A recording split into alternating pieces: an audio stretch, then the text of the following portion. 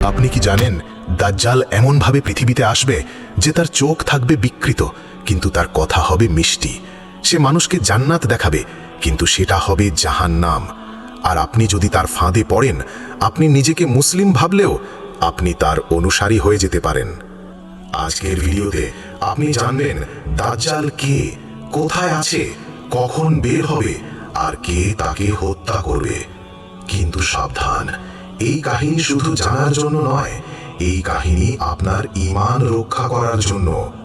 দাজ্জাল একটি নাম যেটা শুনলেই গায়ের লোম খাড়া হয়ে যায়। সে হবে পৃথিবীর সবচেয়ে বড় ধোঁকা, সবচেয়ে ভয়ঙ্কর ফিতনা।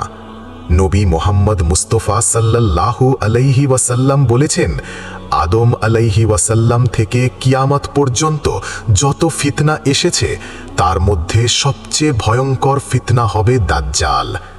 সে এক চোখা হবে, ডান চোখ অন্ধ, বাঁ চোখ উঁচু, যেন আঙ্গুরের মতো ফুলে আছে।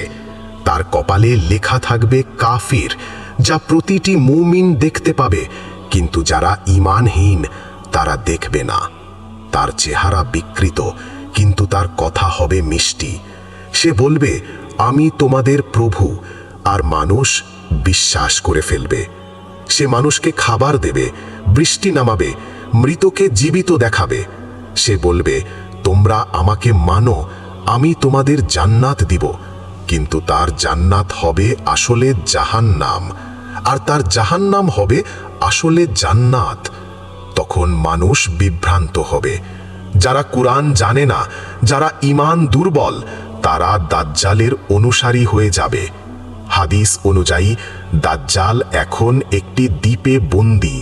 তামিম আদ দারি রাদিয়াল্লাহু আলাইহি ওয়াসাল্লাম একবার এক রহস্যময় দ্বীপে গিয়েছিলেন।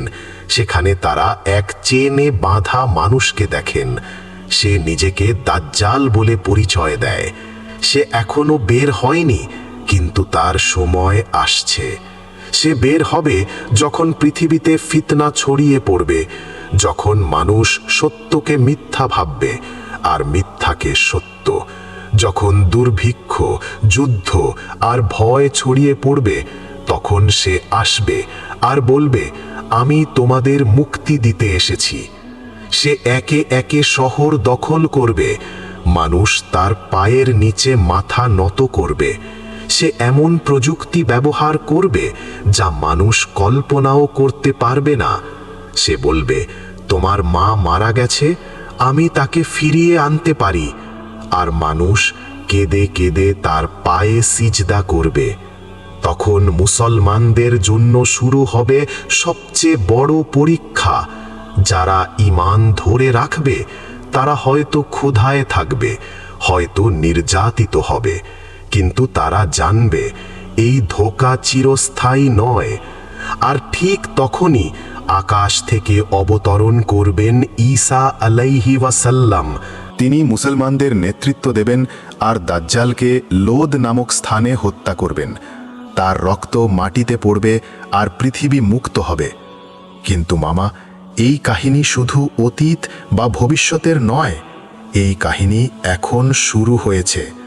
আজকে যখন তুমি টিকটকে মিথ্যা দেখো, যখন তুমি ইনফ্লুয়েন্সারের কথায় ঈমান হারাও, যখন তুমি সত্যকে উপহাস করো, তখন তুমি দাজ্জালের ফিতনার অংশ হয়ে যাচ্ছ।